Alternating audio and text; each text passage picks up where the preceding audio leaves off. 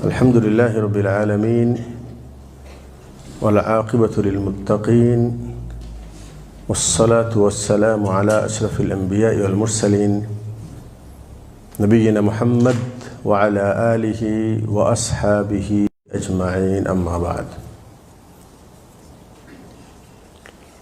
أعوذ بالله من الشيطان الرجيم فبما أغويتني لأقعدن لهم صراطك المستقيم ثم لآتينهم من بين أيديهم ومن خلفهم وعن أيمانهم وعن شمائلهم ولا تجد أكثرهم شاكرين সমস্ত প্রশংসা মহান রব্বুল আলামিনের জন্য। দরুদ ও সালাম বর্ষিত হোক আখির নবী মুহাম্মদুর রাসূলুল্লাহ সাল্লাল্লাহু আলাইহি সাল্লামের উপরে। আজকের সংক্ষিপ্ত আলোচনার বিষয় যে ইসলাম বহুমুখী ষড়যন্ত্রের শিকার। আল্লাহ রাব্বুল আলামিন এই পৃথিবীর মানুষকে সৃষ্টি করেছেন এবং এই পৃথিবীর মানুষদেরকে সঠিক পথ দেখানোর জন্য, হেদায়েতের পথ দেখানোর জন্য অগণিত রসুল এবং নবী দুনিয়ায় পাঠিয়েছেন এবং আসমানি কিতাব অবতীর্ণ করেছেন যেন মানুষরা এই কিতাব পড়ে সঠিক দিক নির্দেশনা পেয়ে জান্নাতের পথের পথিক হয়ে যেন তারা সৎ হয়ে দুনিয়া থেকে চলে যায় আর বিনিময়ে তারা যেন জান্নাতে প্রবেশ করে। এর বিপরীত এই মানব জাতিকে ধ্বংস করার জন্য, পথভ্রষ্ট করার জন্য আল্লাহ রাব্বুল আলামিন তার হিকমত অনুপাতে একটি মহা বড় শত্রু আল্লাহ পাক সৃষ্টি করেছেন। সেই শত্রুর নাম কি? ইবলিস, শয়তান। আর তার শত্রুতার পিছনেই মূলত ছিল সবচেয়ে বড় হাসাদ এবং হিংসা। সেই হিংসার কারণেই সে আল্লাহ আনুগত্য মানতে যে বাধাগ্রস্ত হয়েছে, মানতে পারে নাই। আল্লাহ পাক তাকে শয়তানে পরিণত করেছে, মারদুদ ঘোষণা করেছে এবং বিতাড়িত করেছে। তো শয়তান কিন্তু সেই দিন থেকে নিয়ে কিয়ামত পর্যন্ত সে যে একটা প্রচেষ্টা অব্যাহত রাখবে, সেই প্রতিশ্রুতি সে আল্লাহর সামনে নিজে দিয়েছে। আল্লাহর সামনে কি বলেছেন? ক্বালা ফাবিমা আগওয়াইতানি লাআকউদান্না লাহুম সিরাতাকাল মুস্তাকিম।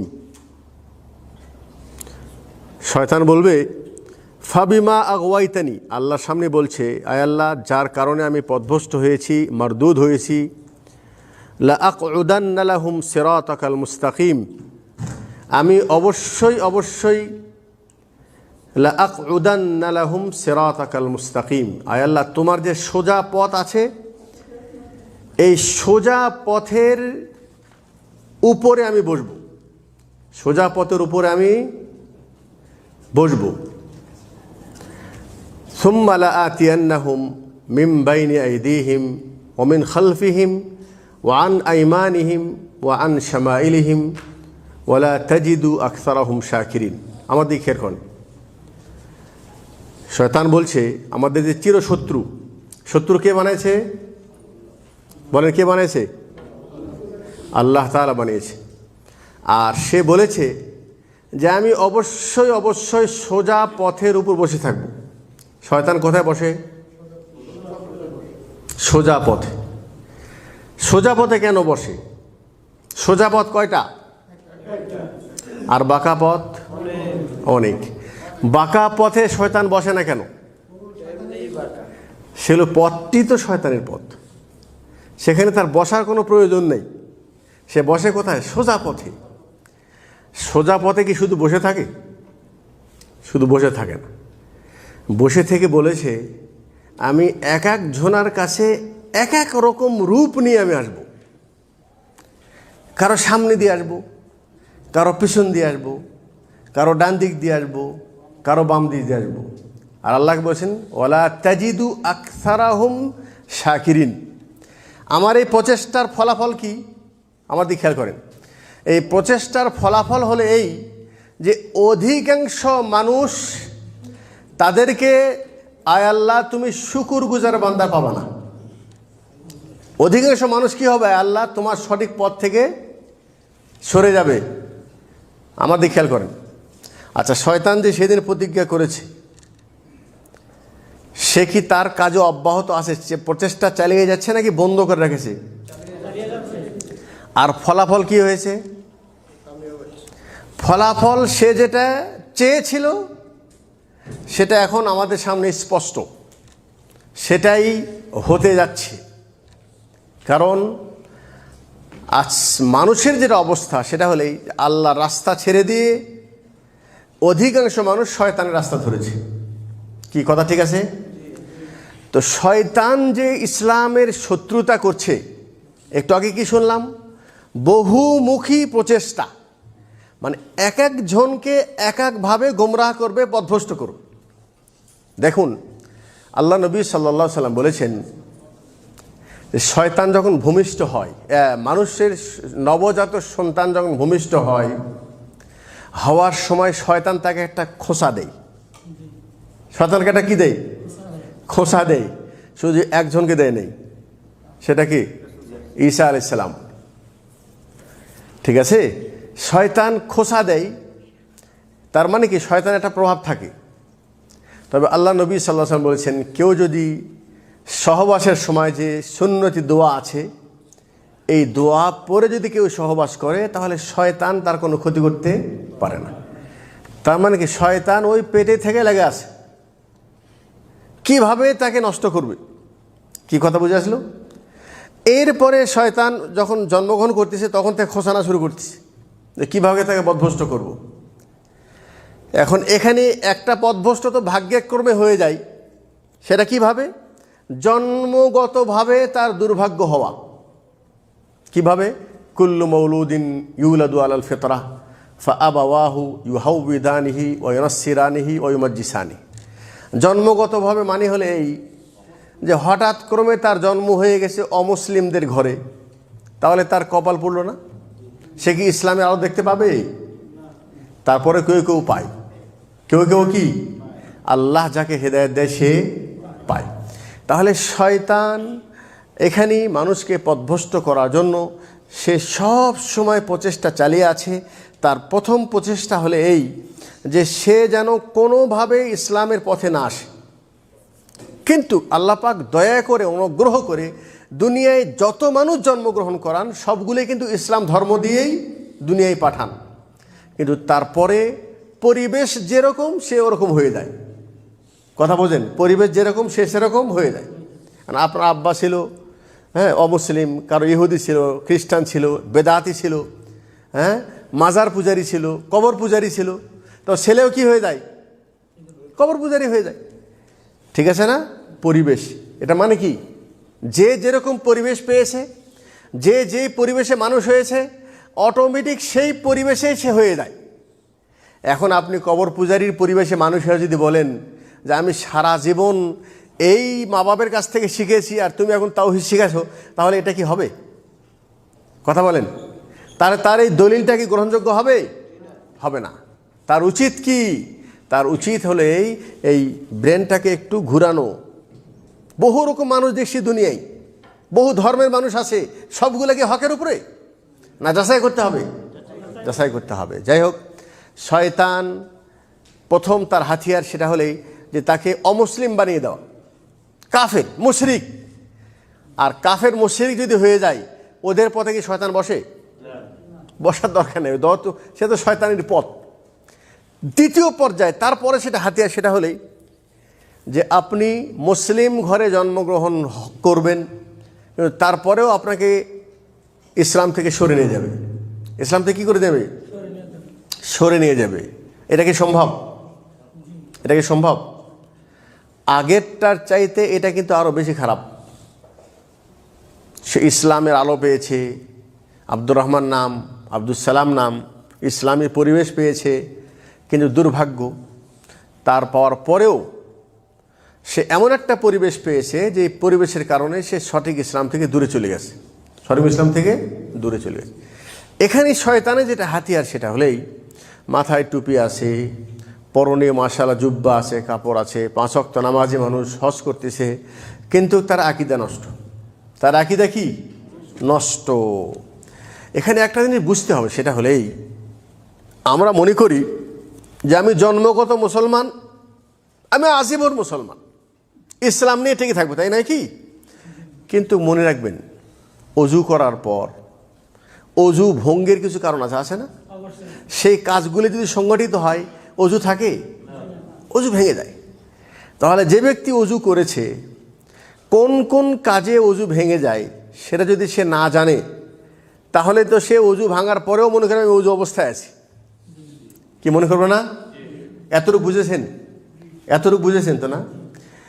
আমরা যারা ইসলাম নিয়ে জন্মগ্রহণ করেছি, ইসলাম ধর্ম যারা আমরা লালন পালন করি বা আমল করি, আমাদের এই ইসলাম কিন্তু এমন কিছু কর্ম আছে যে কর্মের কারণে ইসলাম থেকে মানুষ বের হয়ে যায়, ইসলাম নষ্ট হয়ে যায়, নাওয়াকিস। ঠিক আছে? ইসলাম কি হয়ে যায়? যেমন অজু ভঙ্গ হয়ে যায়, ইসলামও ভেঙে যায়। দু একটা উদাহরণ দিতে পারবেন? বলেন দেখি, উদাহরণ দেন দু একটা, যে ইসলাম ভেঙে যায় কি কারণে? শিরিক করলে, তাই নয় কি? এরকম 10টা জিনিস, মানে সাধারণত 10টা জিনিস বলা হয় যে এগুলি কর্মকাণ্ড করলে মানুষ ইসলাম থেকে বের হয়ে যায়। ঠিক আছে? এই দর্শ বা এই শিক্ষা কিন্তু আমরা অনেকে গ্রহণ করি না।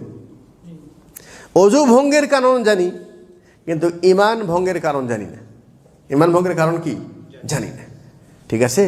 অথচ আল্লাহ নবী সাল্লাল্লাহু আলাইহি সাল্লাম, তিনি আমাদেরকে এমন একটি ফিতনার কথা বলেছেন, এমন একটি সময়ের কথা বলেছেন যে ওই সময় যখন আসবে তখন মানুষের এমন অবস্থা হবে, ইউসবিহু রাজুলুম মুমিনান ওয়া ইউমসি কাফিরান ওয়া ইউমসি মুমিনান ওয়া ইউসবিহু কাফিরান। সকালে মুসলমান ছিল, সন্ধ্যায় কাফের হয়ে যাবে। সন্ধ্যায় মুসলমান ছিল, সকালে কি হয়ে যাবে? কাফের হয়ে যাবে। ইয়াবিউ দীনাহু বিআরাদিন মিনাদ দুনিয়া। তাদের আচরণটা কি হবে? তারা দুনিয়ার বদলে দিনকে বিক্রি করে ফেলে দেবে। ঠিক আছে? তাহলে আল্লাহ রাসূল সাল্লাল্লাহু আলাইহি ওয়াসাল্লাম যেটা বলেছেন, সকালে মুসলমান থাকবে, সন্ধ্যায় কাফের হয়ে যাবে, এটা মনে হয় ঘটবে না। এখনো ঘটেনি, আরও পরে ঘটবে মনে হয়, দাজ্জাল আসার পর নাকি? সেটা এখন অহরহ ঘটতেছে। সেটা আল্লাহ রসুল জীবিত থাকা অবস্থায় তখনও ঘটেছে, তখনও কি ঘটেছে। তাহলে আমাদেরকে শয়তান লাইনচ্যুত করার জন্য, হেদায়েত থেকে দূরে সরে নেওয়ার জন্য আমাদেরকে বহুমুখী প্রচেষ্টা সে চালিয়ে দিচ্ছে। আমাদেরকে ইসলাম থেকে সরে নিয়ে যাচ্ছে। আবার কখনো ইসলামী লেবাস পরে এসে আমাদের সামনে ইসলামী রূপ নিয়ে এসে আমাদেরকে কুফরি শিক্ষা দিচ্ছে, শিরকি শিক্ষা দিচ্ছে। যদি আমি আমার দেশের কথা বলি, তাহলে আপনি বলেন, আমাদের দেশের মানুষরা, মুসলিমরা, এরকম কিছু আলেম নাই যারা তাদের পায়ে সেজদা করায়? আসে নাই? এরকম মানুষ নাই যারা মারা যাওয়ার পর তাদের কবর পূজা হয়? কবর কি হিন্দুরা যায়? কারা যায়? মুসলমানরা যায়। তাহলে আল্লাহ নবী সাল্লাল্লাহু আলাইহি সাল্লাম তিনি যে কবর বানাতেই নিষেধ করেছেন, কবর বানাতে কি করেছেন? কেন নিষেধ করেছেন? যে এই কবরের মাধ্যমেই দুনিয়ায় প্রথমে শিরক ঢুকেছে। এবং আলী রাদিয়াল্লাহু তাআলা উনি ওসিয়ত করেছেন যে যেখানেই উঁচা কবর দেখো সেই উঁচা কবরটাকে তুমি মিটিয়ে দাও। কারণ কি? এটার দ্বারা শিরিক ঢোকে, মুসলমানদের কি ঢোকে? শিরিক ঢোকে। অথচ এই কবর এখন মুসলিমের, আমার মনে হয় এমন কোনো গ্রাম নাই, এমন কোনো থানা নাই, এমন কোনো জেলা নাই যেখানে শত শত কবর, শত শত শিরকের খানকা। তাদের সংখ্যা বেশি না আহলে তাওহীদের সংখ্যা বেশি? তাদের সংখ্যাই বেশি।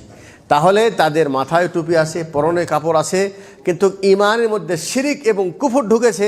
নাম ইসলাম, কিন্তু ইসলাম থেকে অনেক আগেই সে চলে গেছে। অনেক আগে কি চলে গেছে।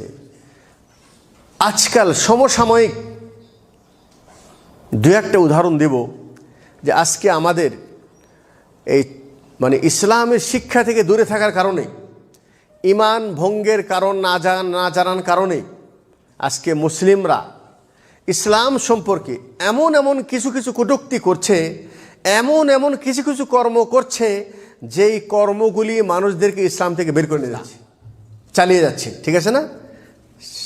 চেষ্টা কোথায় বসে করতেছে? লাআকউদান্না লাহুম সিরাতাকাল মুস্তাকিম, সোজা পথে বসে করছে, সোজা পথে বসে করছে। তাহলে মুসলমানদেরকে কাউকে বদভস্ত করতেছে আকীদায়, কাউকে বদভস্ত করতেছে তার আখলাক চরিত্রে, আর কাউকে তার লাইনচ্যুত করে। এর সাথে সাথে যারা নাকি সিরাতে মুস্তাকিমের উপর আছে, যারা নাকি হকের উপর আছে, তাদেরকে শয়তান তাদের পিছনে আসে কিনা? নাই, নাই? জি।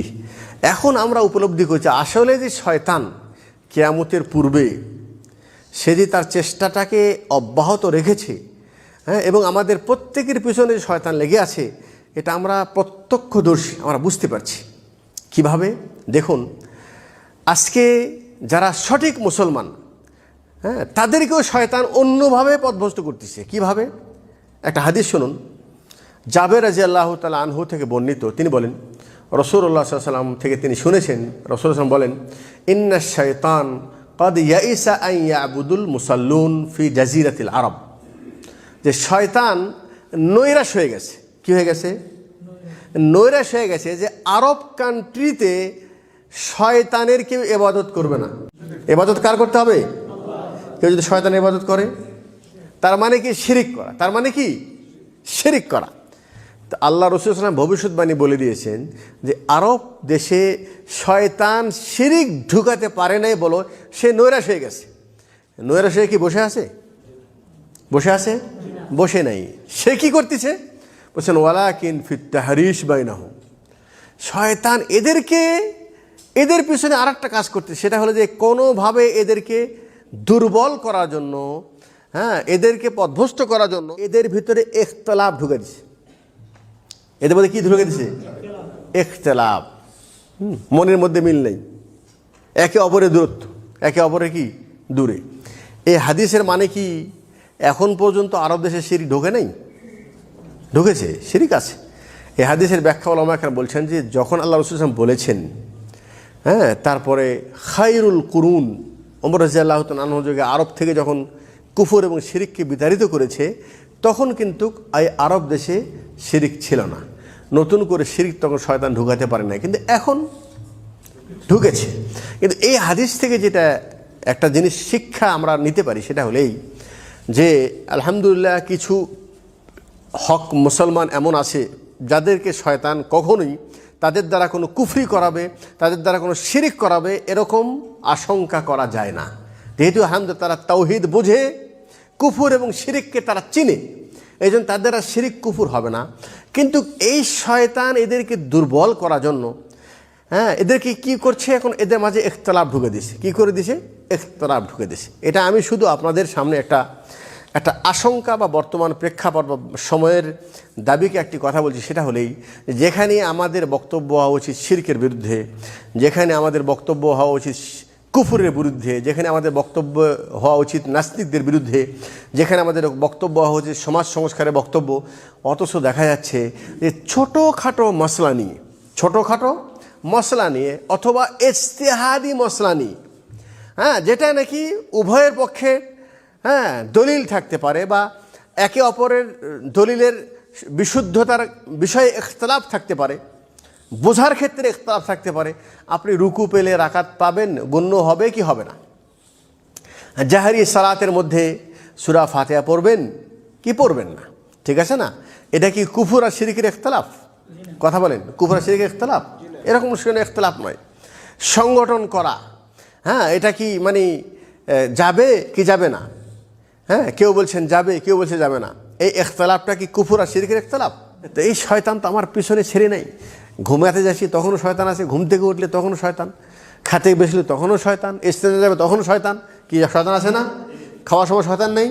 শয়তানকে ভাগানোর তদবির শরীয়ত দিয়েছে কি দেয় নাই? ঘরে ঢুকতেন সঙ্গে শয়তান আছে না, বাথরুমে ঢুকতেন শয়তান আছে না, সব সময় ইন্না শাইতান লাকুম আদু, শয়তান তোমার চিরশত্রু, ফাত্তাখিযুহু আদুওয়া, একে তুমি সবসময় চিরশত্রু মনে করেই থাকতে হবে এবং সেখান থেকে বাঁচার চেষ্টা করতে হবে। আল্লাহর কাছে দোয়া করি আল্লাহ পাক যেন আমাদেরকে শয়তানের সকল ধরনের কুচক্র থেকে আল্লাহ পাক আমাদেরকে হেফাজত করে, সারা বিশ্বের মুসলমানদেরকে যেন আল্লাহ পাক ঈমানের সঠিক বুঝ যেন দান করে, এবং যে সমস্ত কর্ম এবং কাণ্ড মানুষের ইসলামের ক্ষতিগ্রস্ত করবে, ঈমানের ক্ষতি করবে, আল্লাহ পাক যেন আমাদেরকে সেই সমস্ত কর্মকাণ্ড থেকে দূরে থাকা তৌফিক দান করে। আমরা যারা আলহামদুলিল্লাহ হক বুঝেছি, হক চিনেছি, আল্লাহ পাক যেন আমাদের মনের দূরত্বটাকে আল্লাহ পাক কমিয়ে দেয়, আমরা পরস্পর একে অপরকে ভালোবাসতে পারি, আমরা উদারতার সাথে একজন আরেকজনকে গ্রহণ করতে পারি। আল্লাহর কাছে এই দোয়া চেয়ে আজকের সঙ্গে